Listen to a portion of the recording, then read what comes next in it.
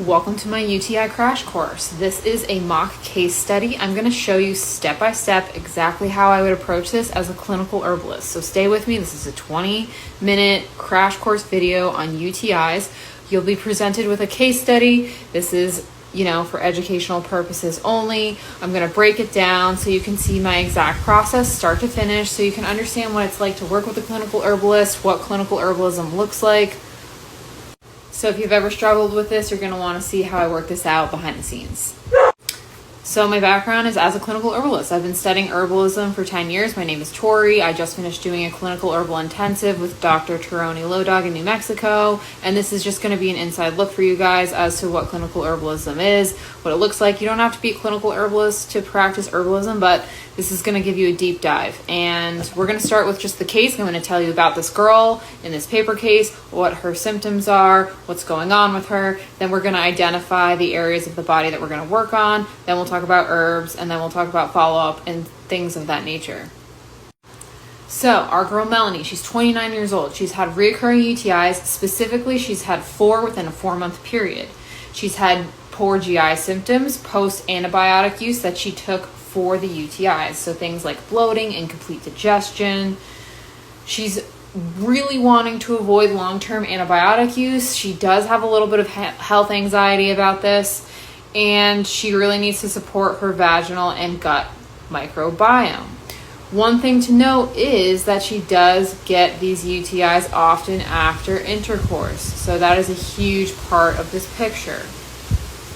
Her symptoms are painful and uncomfortable urination, frequency, urgency, and GI bloating. No constipation or diarrhea, but she does also have hormonal acne spots on her chin. She does have allergies, and she does have, like I said, health anxiety about antibiotics.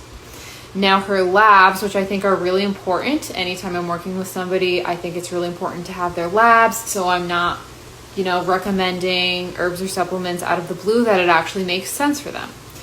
This is something that you can get done through your physician, and then I can kind of look at it as well, or something like that. So she did show to have low vitamin D, borderline low zinc. Again, this is both going to affect immunity and other things that we're already seeing issues with. She tested for mild gut inflammation, vaginal microbiome imbalance, negative for active infections or pathogens, no systemic infections or major red flags, which is good. Normal blood sugar, normal TSH and thyroid and electrolytes. Her urine oxalates were within normal limits, which means that we don't have any concerns for kidney stress. And as far as her lifestyle goes and her psychology, she doesn't drink or smoke. She is in a very strong long-term relationship. She journals weekly. She, however, does have a very sedentary lifestyle. She works a desk job, and she only really does yoga occasionally and walks.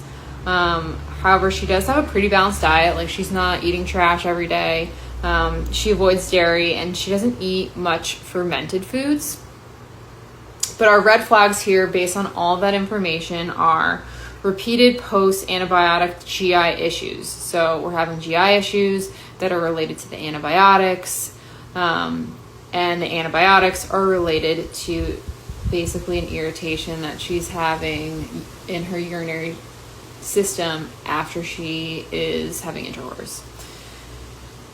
Now, the vaginal dysbiosis, again, I just talked about where that came from, and just mild inflammation markers. So how we're going to identify where we're going to start with this is I want to talk about the body systems that we want to work on. We want to talk about and work on, obviously, the gut and urinary dysbiosis. We want to work on her immune function and inflammation, and then the vaginal dysbiosis and hormonal disruption. Like we talked about the chin acne. Obviously, she's getting these UTIs. And it's also really important to note that these are all connected. So when we think about things like barrier function, barrier meaning like the gut, think about like having a healthy barrier of probiotics, or like a healthy microbiome. That's why we take things like probiotics. We also have barriers in our reproductive system. In females, we have vaginal barrier function, our immune system, our gut. So once that gets compromised with something, so say we've taken multiple rounds of antibiotics, that does affect the barrier function, if you will, of our gut, then that can have a cascading effect on the barrier function of the urinary system, the barrier function of the reproductive system. So barrier function is like a big theme for this case. Now, one thing I didn't mention that was in it is she's also on an oral contraceptive called Yaz. So we can lace that into this down the line and kind of address that as we go through this case. So the way that I would do this, first and foremost, before I recommend any supplements or herbs, like let's think about what we could do lifestyle-wise and let's get to the root cause. To me, I'm looking at this and I'm saying, okay, obviously there's a pattern. She's getting reoccurring UTIs every time after she has intercourse. This could be a hygiene thing, you know, that would be where I would start first and foremost. I'm not a huge fan of suppositories or sticking anything up there. Like, let's kind of leave it and just work on hygiene. That might be enough to clear this all up. But like I said, again, getting to the root cause would be this intercourse that she's having with her partner, where that's where she's having these UTIs. So cleanliness would be the first thing that comes to my mind, making sure everybody's clean, and that sort of a thing. Now, it did mention in the case, and I forgot to mention this in the beginning, but he is uncircumcised, and that often can sometimes, if we're not washing properly, can, you know, make bacteria grow. So washing is going to be the first thing. Second thing to that is, I talked about her being on the Yaz, the birth control. Sometimes these birth controls can disrupt barrier function, can make you more susceptible to things like UTIs or, you know, gut irritation and that sort of a thing. Doesn't necessarily mean we need to, you know, recommend her come off of it. That's a very individual decision. I'm also not a doctor. I can't necessarily say that, but, you know, it seems pretty obvious in this case that this is happening with her partner, that the Yaz could be a secondary issue. And if she so chose to come off of it and use a different kind of protection, whether that's barrier protection through condoms, or if she's using a copper IUD or just a different method, that might also be helpful. So that's kind of where I would go with that, is let's attack this at the source. Let's think about, you know, what kind of lifestyle changes we can make before we layer in a bunch of other stuff. Now let's start with some nutritional recommendations. Again, I'm not a nutritionist, but based on some of the obvious things that she said, there's a couple things she could do to clean up. Obviously, number one is think about refined sugar, even if she's not, you know, a sugar junkie. Where she does have sugar, if she's eating sugar late night, to either swap that out for something like that has, you know, less inflammation on the body, like honey or maple syrup, and just keeping that at a minimum, because that will feed the bad bacteria and that will also just increase inflammation if we're using white refined sugar.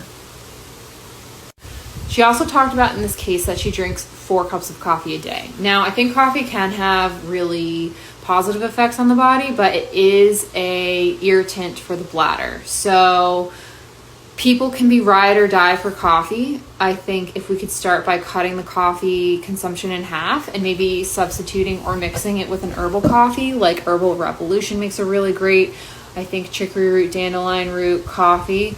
So we're not irritating the bladder as much.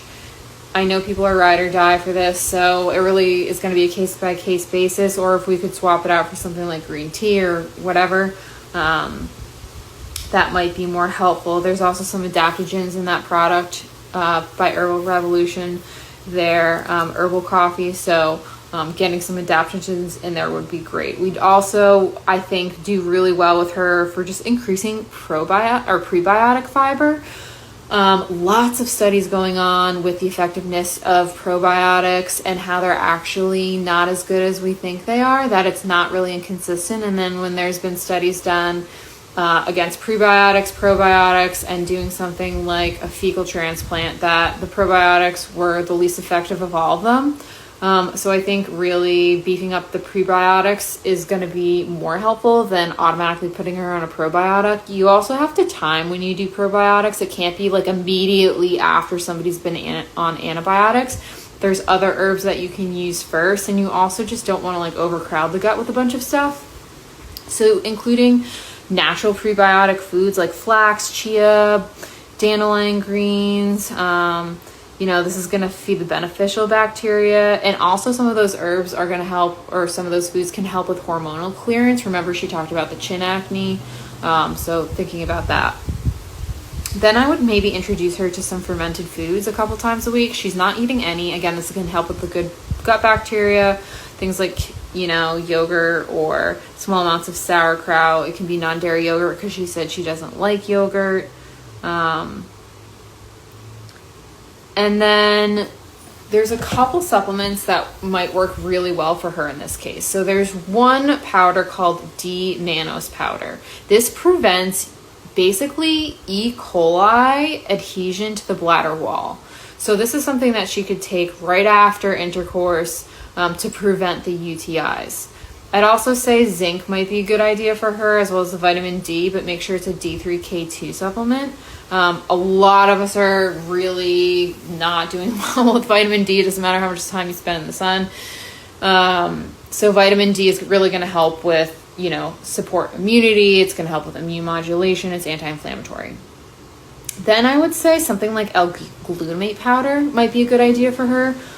This is really helpful for repairing the gut lining and support immune response, especially after the antibiotics. And then like I said, I'm not huge on the oral probiotics. I would only maybe recommend that down the line, but I would start with other things first, like herbs and just lifestyle, and going slow and doing the prebiotics. Now, you also have to figure out what people are willing to do. So she might not want to take a lot of capsules or supplements. This is something where you have to really personalize it to somebody. She might do better with a powder and putting it in a smoothie than having a capsule, or having the vitamin D as a liquid instead of in a tablet, or that sort of a thing. So you really have to customize this to the person and their lifestyle so it feels more effortless. You don't want it to be laborious. You also don't want them to be chugging a bunch of stuff, like a bunch of supplements. It's just as bad as having a bunch of pills. Now, I made a really fun drink recipe for her. I'm calling it Bye Bye Bladder Burn, and this is going to help to prevent UTIs. This is something that I think she would enjoy drinking, because she did mention drinking 4 liters of water a day. So instead of just that plain water, we're going to make her sort of a hydration UTI prevention mix. So this would include some unsweetened cranberry juice. Now, cranberry juice also has a chemical compound in it that helps to prevent E. coli from binding to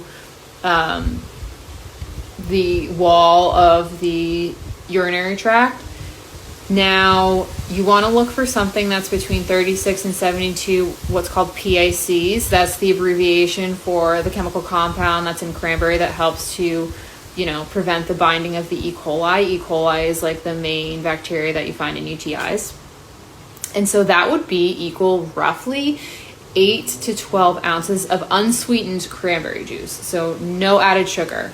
You could also do cranberry juice powder, but you really want to make sure you hit that limit of 36 to 72 milligrams, because that's what's been studied for helping with prevention of UTIs. Otherwise, if you're just putting a splash in there, it just doesn't make any sense. And if she didn't want to have up to 12 ounces of cranberry juice a day, again, she would be mixing this in her existing water. I think it might be helpful for her to do the powder instead, because it's just less liquid, and I think there's less sugar in there. Then I would have her add marshmallow root powder. That's going to be really, really, it's a demulcent herb. It's really soothing for the mucosal lining. It's anti-inflammatory. I would add something like a licorice tincture. That's going to help with adrenal support. It's also a demulcent and anti-inflammatory and antimicrobial. A pinch of salt. I would have her add the L-glutamate powder in that drink. And then I would also maybe include something like shatavari. So shatavari is also moistening, so it's going to help with the gut lining, the vaginal tissue, and also hormone balance. So again, that chin acne that she mentioned previously. Then the last thing I would recommend for her would be a tincture that she can take throughout the day. Again, this would be like a compounded tincture that I could make for her personally. I'm calling it the Peacekeeper Herbal Bladder Blend. So this is going to help chill her out. She talked about anxiety, but it's also going to help prevention of UTIs. So I would put corn silk in here, Chinese skullcap. This helps calm inflammation and is also helpful for the gut lining. I would do astragalus, turkey tail, milky oat seed, and Oregon grape. Oregon grape is sort of a star here in being antimicrobial and preventing UTIs. It also helps to inhibit bacteria from adhering to the walls of the urinary bladder, and it's going to be really great for liver gallbladder support. The milky oat seed, I thought to myself, like, she sounds like, you know, she has some long-term stress. She sits at a desk all day. This might be a really good herb to pair for her kind of stress and anxiety for her nervous system. It can help, you know, indirectly help with balancing the HPA axis and support mucosal recovery as well, but through the vagus nerve and like relaxing the body. The turkey tail is actually really rich in polysaccharides that can help feed beneficial bacteria, so help her use this as a prebiotic to recover from all those antibiotics that she took. And then the astragalus, I thought to myself, okay, for one, we want to get an adaptogen in there, and it also helps to inhibit the recurrence of infection. It's going to support gut barrier integrity.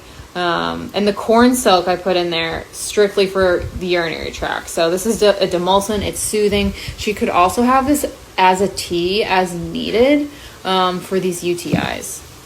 All right, now I'm running out of time here. So I would also, for lifestyle and movement recommendations, I'd recommend just some gentle movement, something like pelvic work, pelvic tilts. You know, she's sitting all day.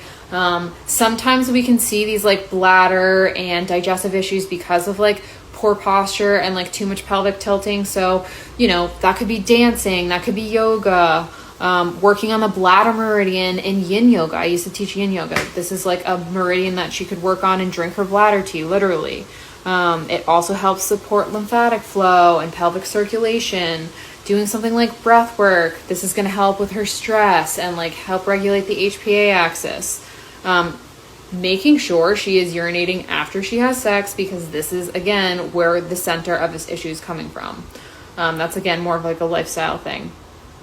And then, you know, if she wants to do some sort of alternative birth control method, that's something she can speak with her doctor. I'm not a doctor. In case the Yaz is exacerbating some of this microbiome or UTI, urinary, vaginal dysbiosis that we have going on. Last thing, I would follow up with her probably 2 weeks to see how everything's going, virtually or through email, and make sure everything is agreeing with her. If we need to like modify formats of herbs because she's having a hard time taking all of them or whatever, then do like a 6-week reassessment to adjust the formula as time goes on. And, you know, if she does decide to come off of the Yaz, maybe transitioning to some more hormone support like Vitex eventually over time. And it just really depends on what direction she wants to go in. So that's more or less how I would attack this. I would also really take into consideration how many things she could handle at once, because it sounds like a lot, right? That's a lot of herbs, a lot of different supplements, depends on her budget. That's why this is really individualized. I think the frequency and the dose is also going to be its own thing. Like, I can't go over that here. So that's more or less how I approach this. Again, it really depends on the person, what's going to work for them. Frequency and dose is something that I can't really discuss on here. But that's more or less my process. And I would have, you know, some follow-up with lab work and that sort of a thing. But this is a pretend case. This is for educational purposes only. If you are interested in working with me, you can find out more on my profile. I do plan on going a little bit deeper into some of this stuff in my emails. There's only so much I can say on here. And yeah, I hope that it's helpful. I hope that encourages you to explore herbal medicine. And if you have any questions, let me know.